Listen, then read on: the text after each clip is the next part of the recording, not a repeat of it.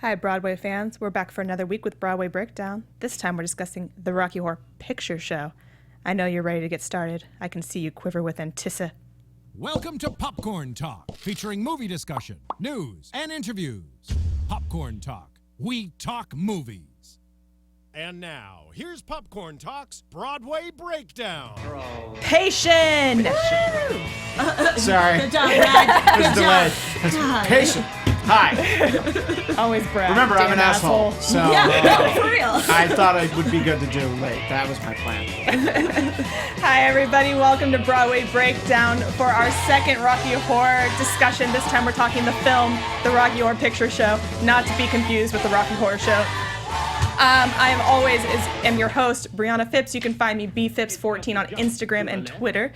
And to my left, I have my lovely Brad Majors joining me. How are you? Nice to meet you. Brad Majors. And where can they find you, Brad Majors? At Christian DMZ. Also, my name's actually Christian Brad. And then, of course, we have our lovely... You can't not do it when you hear it. It just happens. It just takes over the body. Well, where can they find you, party? You can find me on Twitter at Jimbo in the Booth. My name is James Franck, and I'm ready to talk Rocky Horror. And Magenta's out of the booth, and where can they find you, Magenta? Yes, for once. I'm Alexis Torres. You can find me all over social media, and we're all shenanigans will ensue at atorres890. It's your part singing as you were talking. It was so perfect. I know. I was gonna start singing it, and I was like, nope, that's gonna mess up my whole intro. Don't do it. Don't do it. Thank you guys for joining us. Before we get started, we're going to start with our Broadway news for the week. As always, it's brought to us by BroadwayWorld.com and Robert Diamond. So first up, we keep talking about this, and I know you, Christian and James, you aren't normally on our show, but we always keep talking about how they are filming more and more Broadway shows I'm so excited. to go live. Yeah. And they're continuing this. They're actually going to join, Fathom Events is joining with Broadway HD, which was filming them and putting them online, and now they're going to start putting them for one day in the theater for people to go see, which if you watch a theater show, you should probably be on a big screen. That's probably awesome. better. Yeah, no. I mean, Fathom Events does all sort of things like that. And I did read about this, and I know that they're doing the George Takei musical he did about Japanese internment camps, and that's going to be one of them. And so I think it's great because a lot of people live places where they're not going to obviously get anywhere close to Broadway, and maybe touring companies don't even come to their town. So it's great. Yeah. And the first show they're going to do is She Loves Me, which was going to be their first, I believe was their first one that they did on Broadway HQ too.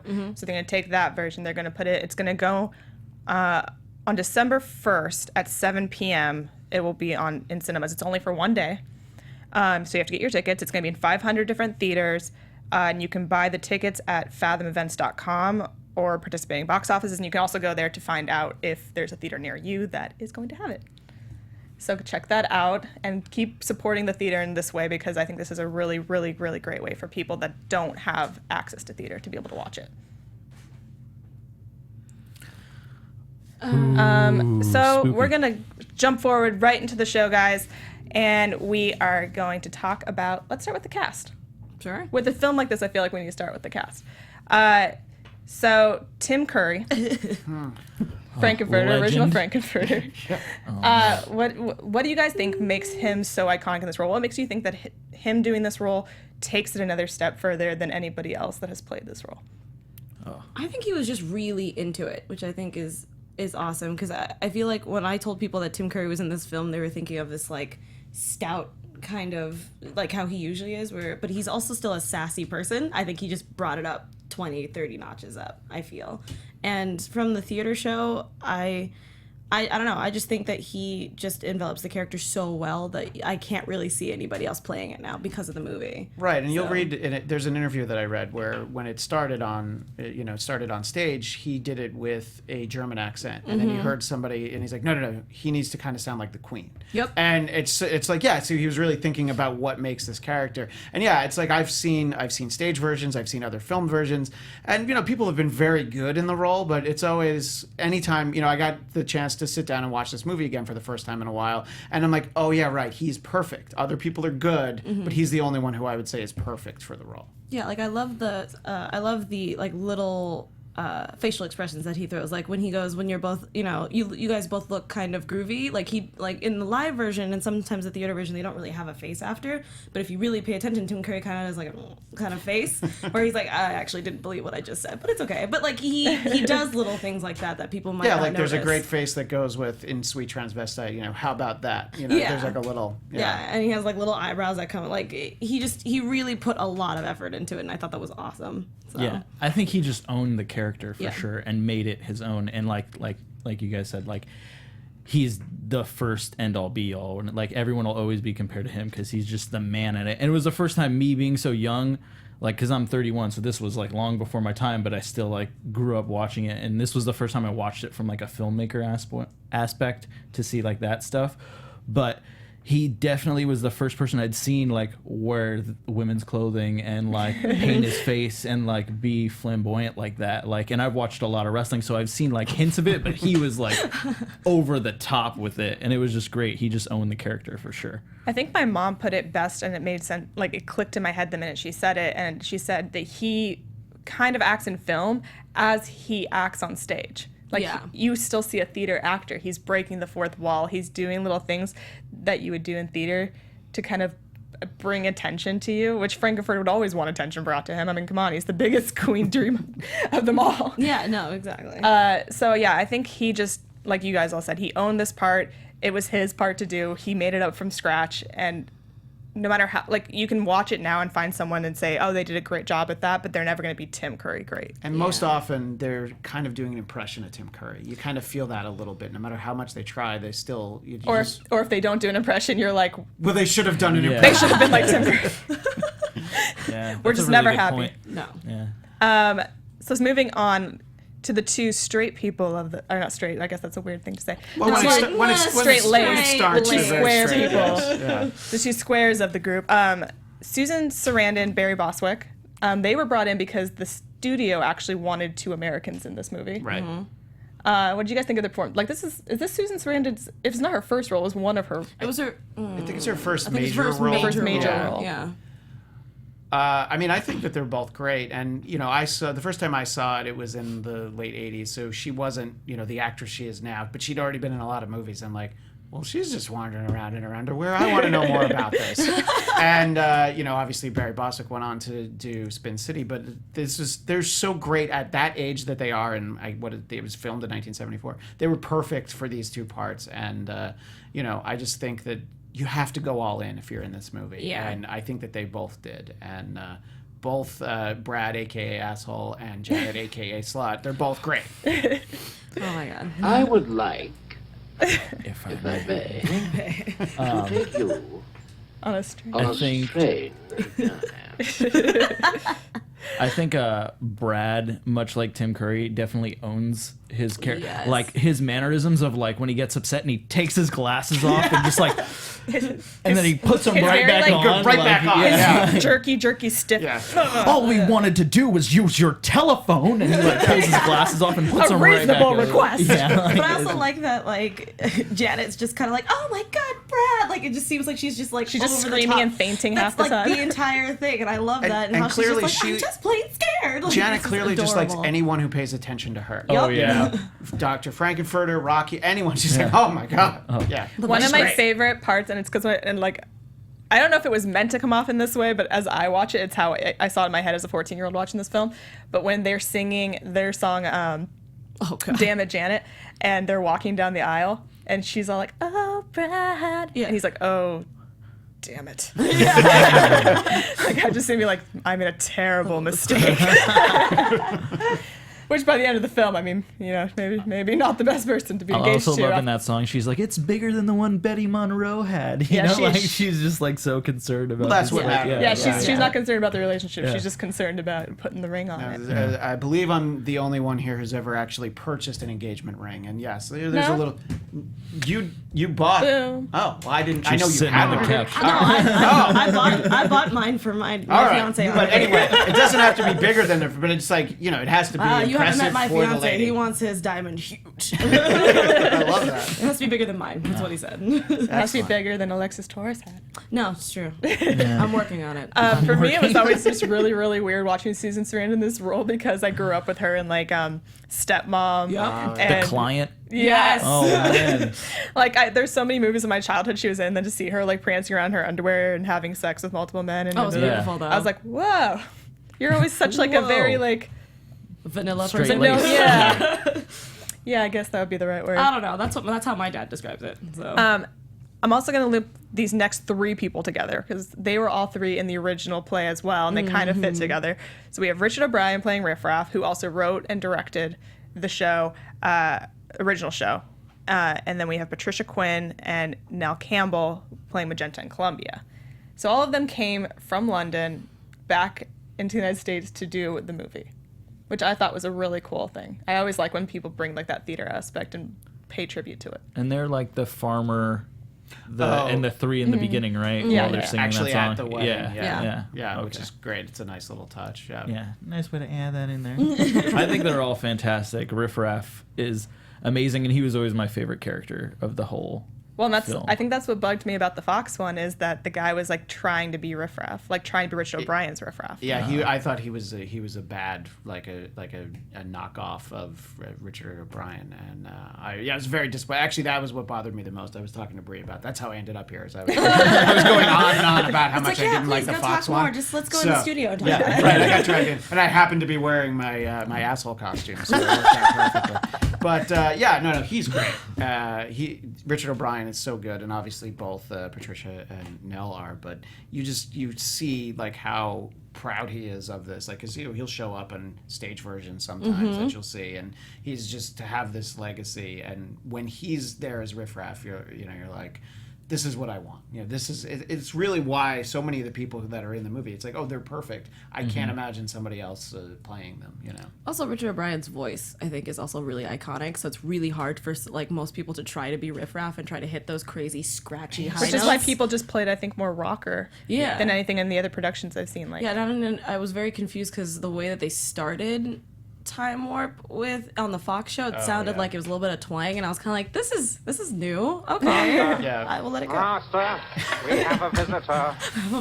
Yeah, but just to the point about rockers, one of the times that I saw it on Broadway, it was Skid Row lead singer Sebastian Bach as Riff Raff, That would be which was amazing. actually fantastic. Yeah, I mean, Dick Cavett was a narrator. It was a great staging of it. But Oh, you lucky son of a gun. that's what happens when you're really old and you lived in New York. That was 2001, I think. So it wasn't. I wouldn't be quite- able to go. Yeah, I know. I'm just saying. I think I'm a that's the year I baby. saw the movie. Probably, yeah. And I same don't think here. my parents knew I saw the movie then. No, we saw it at school. What? Oh yeah, At no. school? Yep. Our theater teacher was like, "You guys don't know anything about theater. Watch this movie." And I was like, "All right." Now I know You sign everything about a theater. parent release form. Nope. I know. I was like, I think like It a was teacher like could get it was fired an nowadays after for that. after school thing. So That's yeah. even worse, kind of, that it's after school. I'm gonna take these children and show them. Yeah. Fornication. Yep. It was hysterical. Oh man.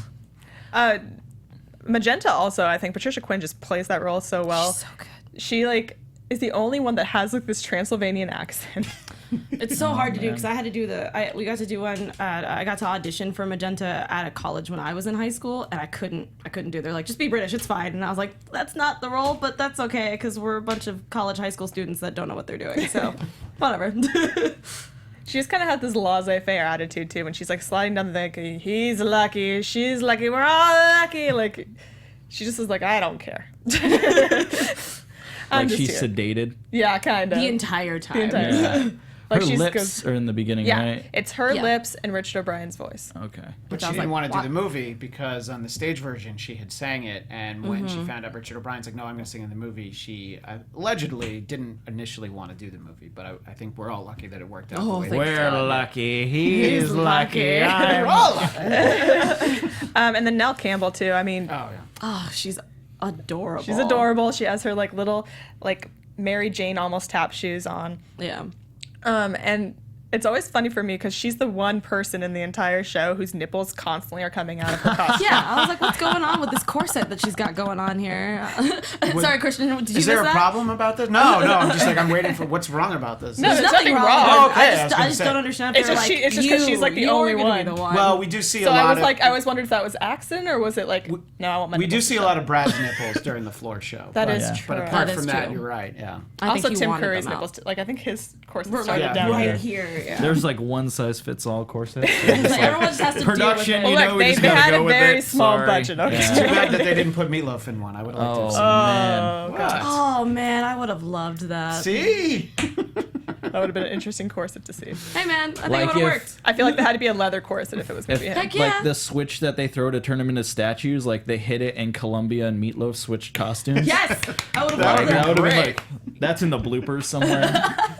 Going off of that, Meatloaf playing Eddie. Oh, He played it Another on role. Broadway So in the good. original. Yes. another role I you just can't think see it's- anybody else in. Yeah, because it's really hard for me to see anybody else as Eddie, but I love it because he was also in the Tenacious D film, and he was like, "Oh, Rock is the devil," and I'm like, "You were like the epitome of Rock back in the '80s," but okay.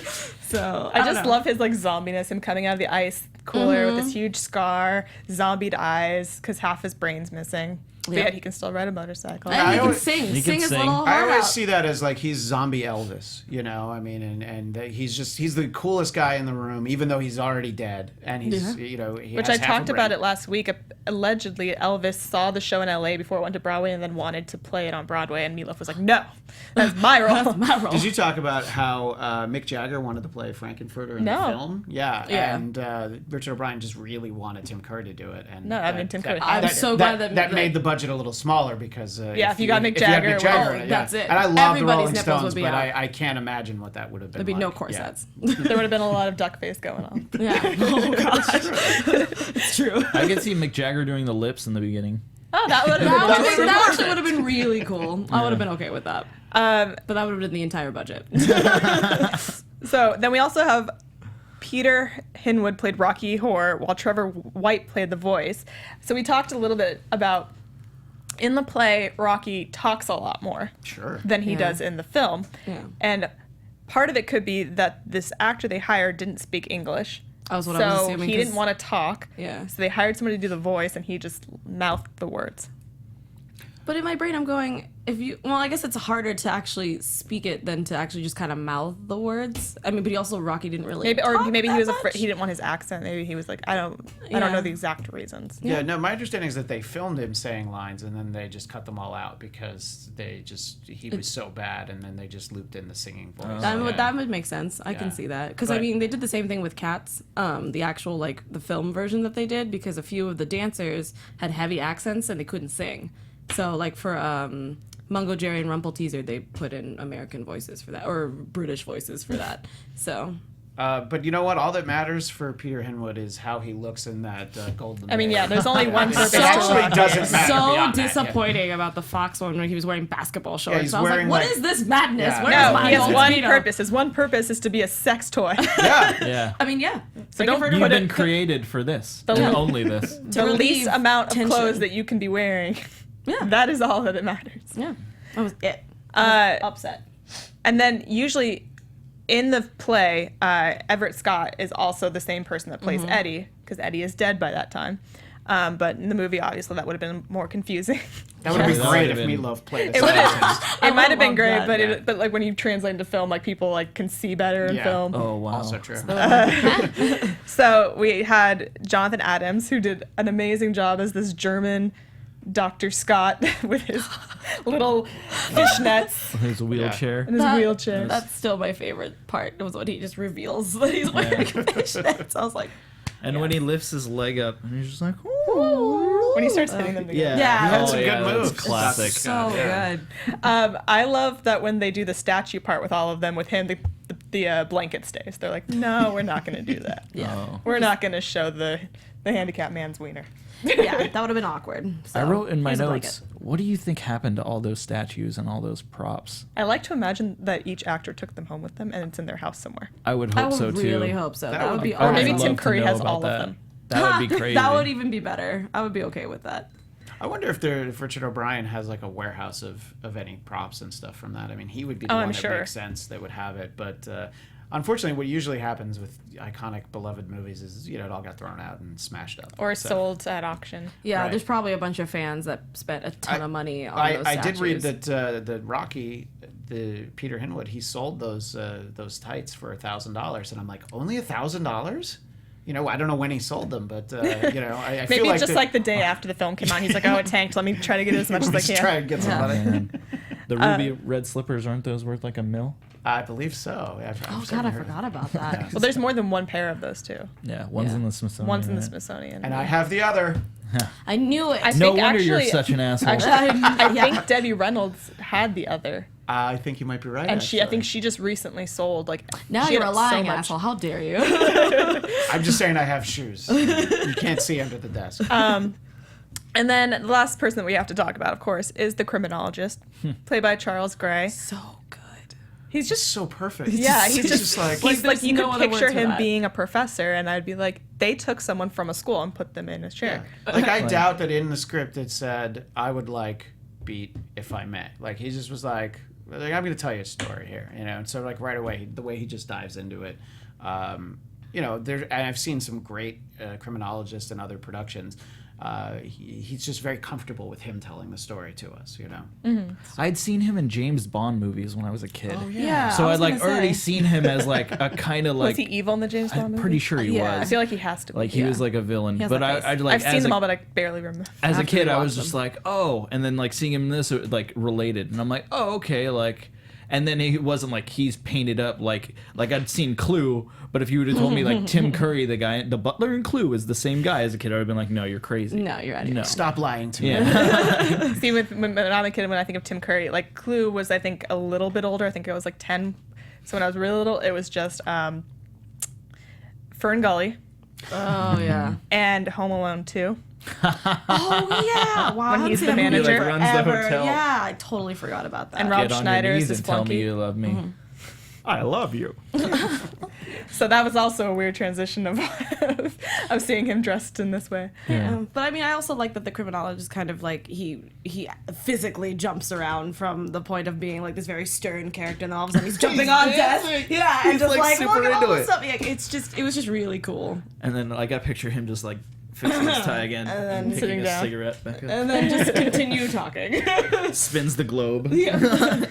Anytime I saw a globe, I did that. I have one of those like fake, the bubble gum or the chalky kid cigarettes that we had, yeah, and then yeah. I would spin the globe, and people were like, "What the hell is wrong with you?" So, No.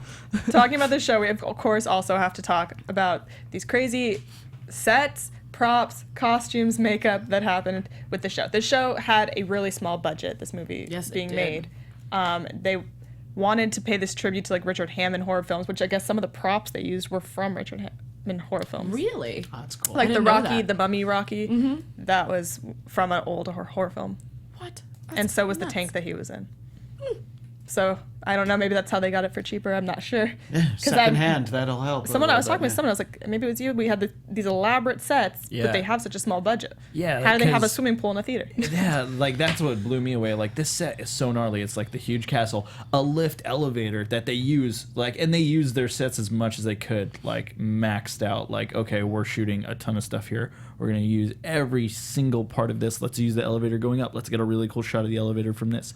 Change the perspective, which was something I really noticed. Was like they use so many weird camera angles to make you feel like the crowd is like a part of the movie, which is why I think it adapted so well to being like something people will watch in the movie theater and want to play along because they feel like they're there as part of the party with like the fourth wall breaks and like everyone getting to shout.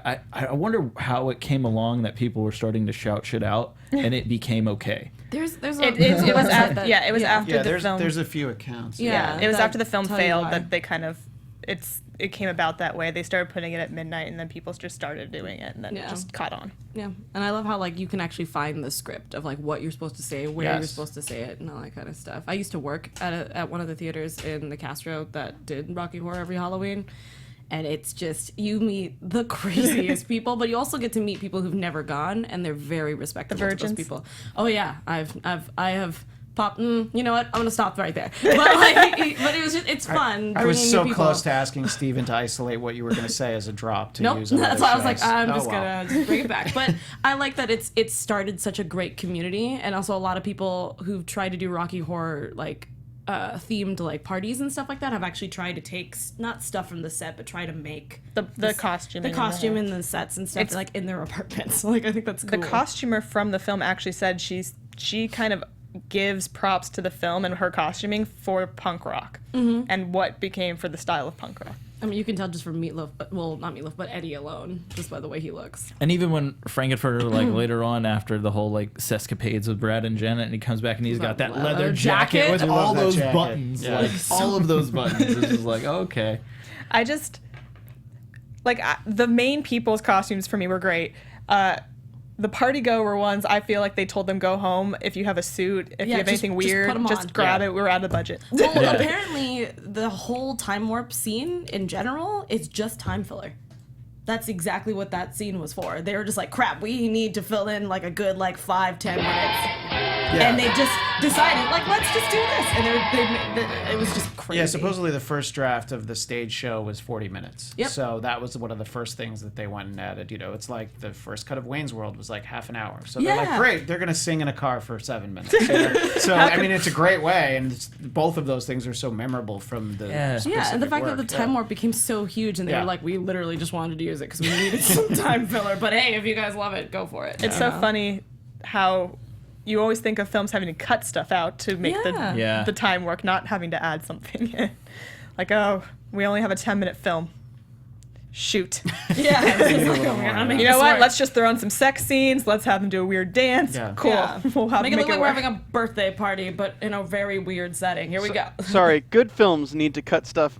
Need to add stuff in. Bad films need to cut stuff out. Okay, I Albeit was wondering Batman where you were versus going with Superman and Oh Suicide God, Squad. I don't want to talk about that. But then they released the extended versions later, so you spend more money. Well, they did cut some things out of Rocky Horror Picture Show, though. But, Like the- they cut out Brad's song, which they filmed. Brad's song, and they cut out And for the the- United States, they cut out Superheroes. At Yes, the they end. did. Which they added back in, thankfully. Yeah, Because I love that part. But I'm older than everyone at the desk. I know for sure. And when I saw it, Superheroes was cut out of it. So you know, getting to see like a bootleg of the British version, you're like, there's that song that I know is supposed to be in it. So That's the Frank, or that's The the riff very and end. Magenta song. Superheroes is at at the the very end where end. they're rolling around after When they're like, it's just Brad and Janet and Dr. Scott laying in the middle. It's Oh. right before yeah, the spinning I was globe, like, actually. Oh. Yeah. And they just roll around, and I don't know that it actually adds to the story, but I like that song so much. They probably so. thought Did the they US couldn't did they handle. still have the like talking part after that? It's a really weird transition. If you have, I think the DVDs,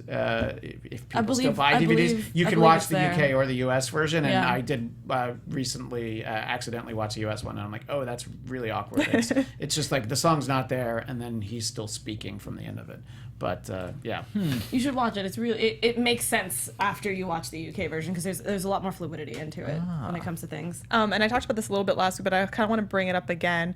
What are your guys' thoughts that they don't use any alien costumes until this very end when Riff Raff and Magenta come out and she's like Bride of Frankenstein and they're in these like corsety garter belt Futuristic. alien I thought it was costumes? great, but that's They just look me. like the people from Futurama. Oh my god, they do! They're like the people from Shut up, Futurama. James. Oh my god, you just broke my mind. Oh my god. I'm never gonna be able to watch Futurama. I the was same never gonna way. say, yeah, that's it. Like for that's me. their outfits. But that's pretty exactly much. what it yeah, is. with like the weird triangle thing, and then it's open. Oh my god.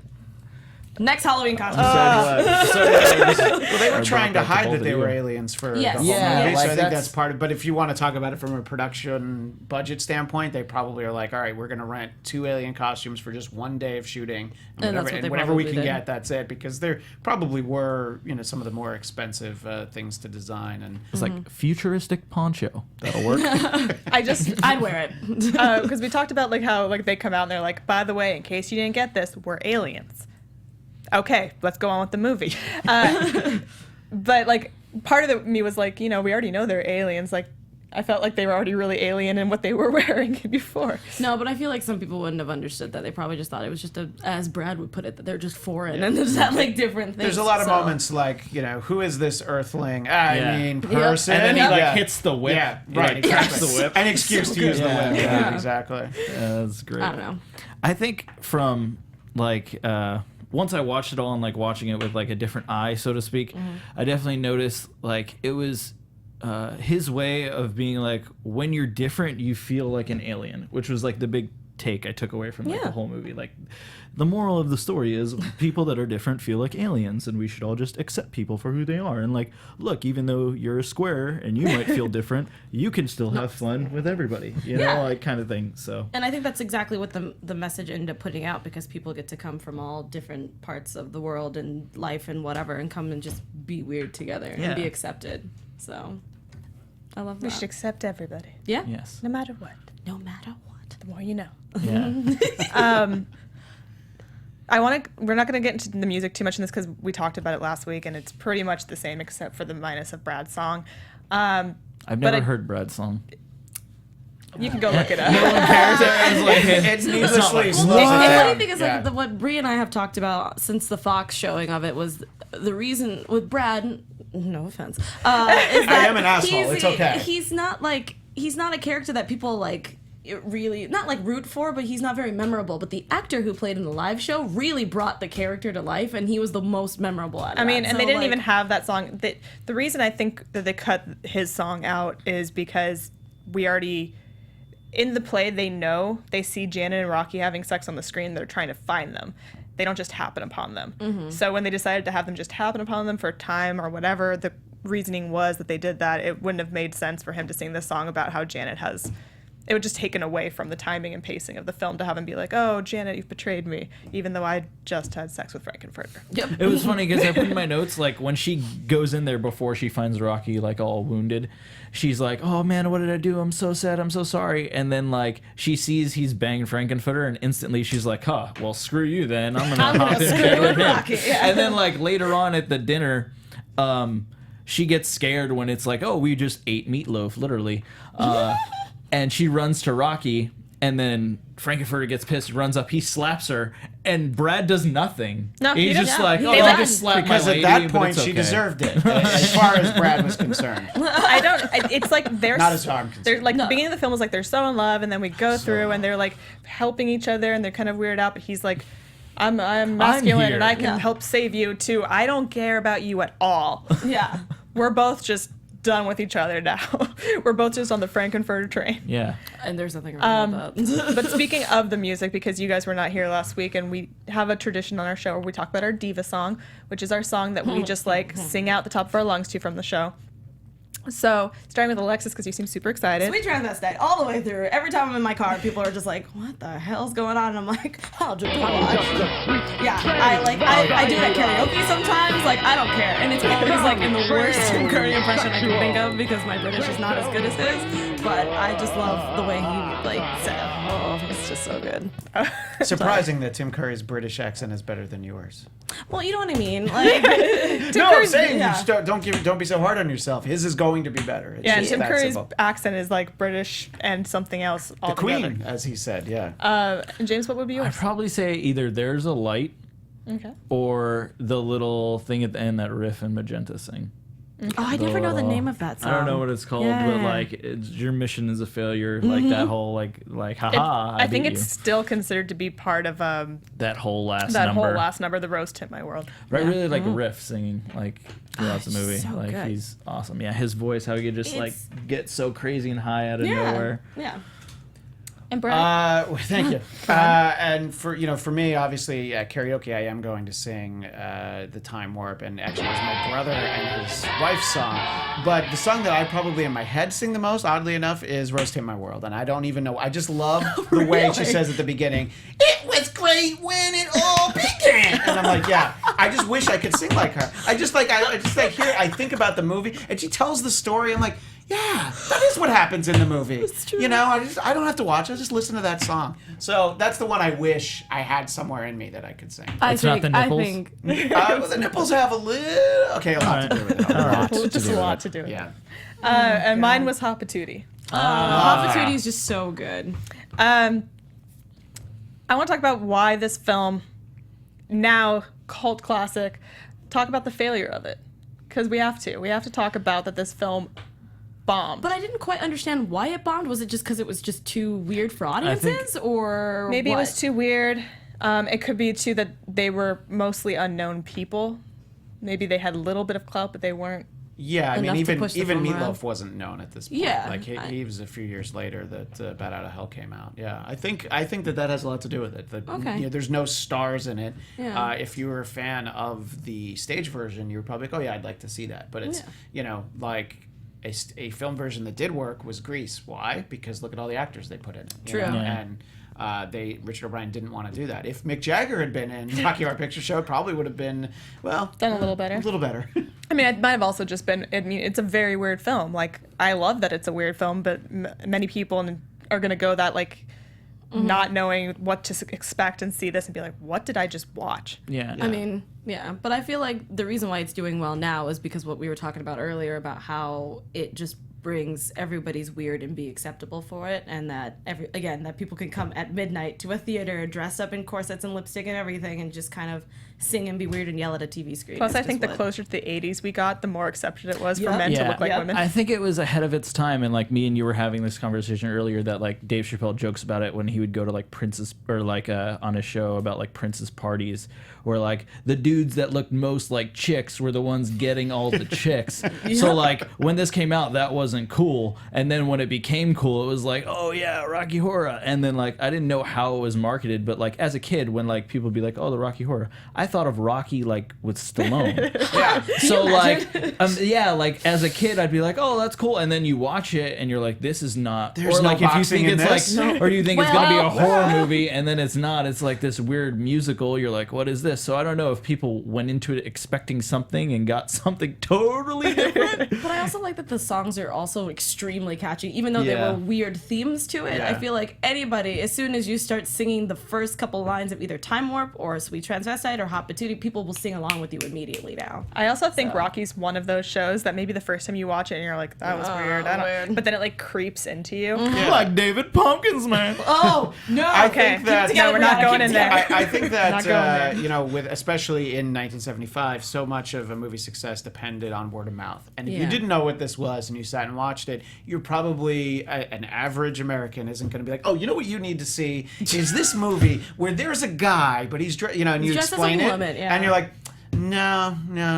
Well, Susan Sarandon's in her bra the whole time. I don't know who that is. So, you know, even that didn't help. I also think once the audience participation started happening, Yes. that's when the show got huge. And a lot of people because now- people want to interact with the Yeah. show. Yeah. It's not a show you want to just watch. Like I think we can all agree, like it's much more fun to watch this film with other people when Yeah. other people are into it than by yourself. And even just bringing new people, even though they're like, oh my God, this is the weirdest situation I've ever been in. And by the end of the night, they're like, you know what? That was actually a lot of fun. Yeah, and I like, want to go. I And I had want to fun. tell my friends about it. Or it was such a crazy experience. Like, you have to see this kind of thing now. And a lot of people, not saying that they're like way older when this movie came out, but like they have friends who might have kids that also might want to see it. And then there's also a bunch of theater. I think theater also blew up later on in life, and people were like, let's just go see it. I think it'd be really cool. Yeah, I So- mean, theater was never really cool, at least when I was a kid. You know? Yeah, I and mean, it's gotten bigger Yeah, now. I think Way it's- bigger yeah. now. I mean, it was so. big, like 40s, 50s. It was a huge Yeah, of thing, course. and then it kind of faded. I mean, theater kind of goes through these In and out, transitions of mhm. popularity. This is such like it's crazy that like you were shown this in school, because this is really like such a good movie to show It to kids is. in school, because it shows you like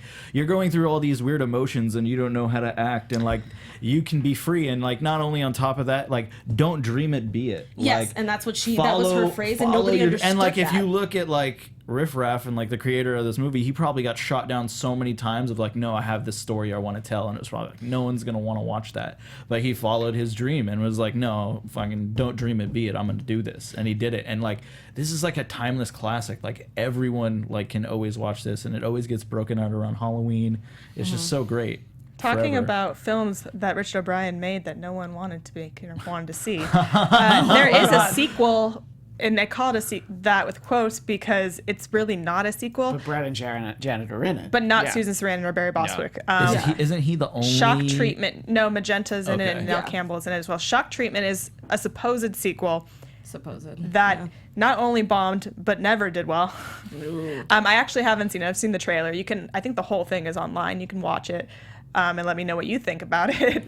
It seems like a very weird concept, and like he was trying to hold on to Rocky Horror very much Just so. last week, I was talking to a friend of mine who he and I were both people that loved this movie, 30 years ago, whatever it was, 25 years ago. And he's like, wait, you've never seen Shock Treatment? I'm like, no. He's like, oh, it's terrible. You should see it. I'm like, no, that's why I haven't seen it. Everyone says it's terrible. I'm in the same boat with you. I don't want to taint Rocky by watching Shock I don't Treatment. think you will because it's so different, but at the same time, like I watched it. I don't remember anything from it because it was like late at night. I probably fell asleep halfway through, but I think just, how like we're in that kind of like culture where like, oh man, you know how terrible this movie is, you have to watch it. Right. It's one of those where you can sit with a bunch of friends and kind of make fun of it the entire time, but at the same time, if you're a true fan of Rocky Horror, it's really hard to watch. But nobody says like, oh, you like Caddyshack? You need to see Caddyshack too.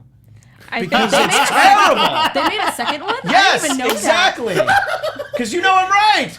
Jackie Mason plays the Rodney Dangerfield part. What? Chevy Chase is in it for like 5 minutes. Oh, I feel like your it's friend so though that said that terrible. to you. I feel like that's like when guys or girls are like, "Oh, this smells terrible. You should smell it." Yeah. They're like, Yeah. Here, taste this. This made It's me want to gross. throw up. Yeah. Well, that's probably what it was. Isn't that from Forget Paris? Don't ever come up to me and be like, smell this. Does this smell bad? So yes, we have Shock Treatment. Of course, they just remade Rocky Horror in the Fox remake. If you want to see my thoughts on that, you can go watch it on AfterBuzz TV. I was nice. I'm so proud That's of all her. I can for say. you. I'm so proud of her. I thought she was I'm gonna glad rip I it to wasn't on shreds. that didn't- show. I If you didn't were see nice it. about it. Yeah. But I If haven't you heard like the anything Fox good. remake, I'm not hating on you at all. You're Again, like what you the- like. The actor who played Brad was so good. All I can You say have is to if see you his haven't seen performance. this film and you saw the Fox remake, please go watch this film and then make up your mind. That's all I'm gonna say. You like what you like. Yeah, No, we're not gonna And hate on that's you not for what it. I like. But and that's right. not. And that is not. And you what can't I get like. mad at us for that. No, but it gave me an excuse to watch the original movie again. Right? So in It a made way, you- it made helps. you want Yeah. to watch the original so Exactly. much. Yeah. So props to you for making me go back and rewatch. I think the one thing I didn't like the most from like the live show is watching Tim Curry now. It's really hard Yeah, to watch I him. love him. I'm so glad he was included. And, Yeah. it's great that he was in it. It just made me sad. It's not even, oh, they shouldn't have done it. It's No, just no, every no. time he talked, I'm like, oh, I'm so The sad only thing they right shouldn't now. have done, in my opinion, is give him the assistant, because that made it more apparent. Oh, that calls attention Well, to how yeah, he but I wasn't. feel like I don't know if he would have been. I mean, we don't know how far his condition is as at this point in time. I don't know if he was able or strong enough to move. Yeah, but we Just to do said that much they stuff. could have done that. Rocky's so weird. You could just had like an Oh, opening the by book itself. opened by itself. Okay, that makes sense. That I don't know. would've- I The would've been assistant fine with bugged that. me. I wanted to get rid of her. She Yeah. just kept screaming. Well, I liked how she was dancing on the table, though. I did appreciate that because I missed it. So I don't know. So going past this, and I think Christian, and you're the only one that's ever seen it on Broadway, but we do talk about, once we've discussed both show and film, which we prefer to do. We And prefer again, the show, or do I- we prefer I- the film? I talked about how I'm older than, I'm 40. That doesn't mean I saw, the original state. I'm not quite that old, but yeah, I saw a revival of it in 2000, and it was great. It was so much fun to be there. And by the way, the version I went to, people were not talking back to the actors on the stage, which I wondered if that was going to I happen. wondered if Yeah. on Broadway they would do it. Yeah. No, I I think didn't it's think- I no, think no, that's no. like I've seen on stage, but it wasn't like a big production. It was like a college production. They only do it if you go to the picture show because it's only reserved for when the movie is playing. Right, which I think that makes sense. Yeah. I think when there's actually actors trying to do Yeah, stuff. no, they're apparently. See, I it's saw like, a production where it was really actors, rude. and they did talk back to it. really, yeah. Interesting. And then the actors would talk back to the Okay, audience. well that's good. And if it's interactive, that's fine. But I think There was most of the actually a time they great don't. one literally a year ago because it was right around Halloween. It was on BBC America. I'm sure if you dig around online, you can find it legally. Wink, wink. But it was a great stage version. It was a performance. They had a sort of a rotating all-star cast of narrators, but the Sweet. audience did interact back. And it's the guy who played Frank-N-Furter, who I actually forget who it was, but he would actually kind of give it back a little bit when the audience would say some of their things. So it was fun. It was different, but at the end of the day, the picture show, the movie, is definitely the You're going with definitive best version for me. Yeah. Alexis? No, I always refer back to the picture show. It's something that I will show my kids, and I'm hoping my kids will do the same as time goes on. Because it's just, I feel like it was just, to some people, it's not a perfect film, but I really like the way that it just it stands time. Like, it's awesome. Yeah, it's so iconic. I've never seen it on Broadway. I've gone to like when you would go see it at the Newark or whatever around Hollywood, but yeah, just like I'd love to, and I can't imagine seeing Sebastian Bach play riff. Yeah. Like, there's a really terrible bootleg of it, so you'd at least get a sense. It's on YouTube. You can you'll get what it sounded like, but yeah. And with you guys, I prefer the film. That's the first thing I saw. That's how I was introduced to it. It's in my mind the perfect production of it. like the nostalgia of it. Yeah. Like I wonder if there are people watching who did see it on stage first and then later saw a movie. I'd be interested in talking to someone who saw it on stage first and like, what do you prefer? You know, with it being in the magic audience of actually just looking up and seeing it, or then seeing the movie is better. I just wonder. Well, if you're out there and you've seen it, Christian, you can follow him on Twitter and talk to him. At Christian DMZ. And that's all the time we have for today, guys. Thank you so much for joining us. And you can always find us on Broadway Beatdown on Twitter. We have a Broadway Breakdown page on Facebook. We're on Google Play, SoundCloud, iTunes. You can rate, subscribe, leave us comments. We would love to hear from you guys. I'm your host. You can always find me, Phipps14. You already said yours. I'm still at Christian DMZ. That hasn't changed. Follow me on Twitter at Jimbo in the Booth. Follow me all over social media at atorres890. That's ATORRES 890. And next week we will be talking about Jersey Boys, the theater production. So join us for that. See you guys. From producers Maria Menounos, Kevin Undergaro, Phil Svitek, Christian Harloff, and the entire Popcorn Talk Network, we would like to thank you for tuning in. For questions or comments, be sure to visit popcorntalk.com. I'm Sir Richard Wentworth, and this has been a presentation of the Popcorn Talk Network. The views expressed herein are those of the hosts only and do not necessarily reflect the views of the Popcorn Talk Network or its owners or principals. Double feature, picture show.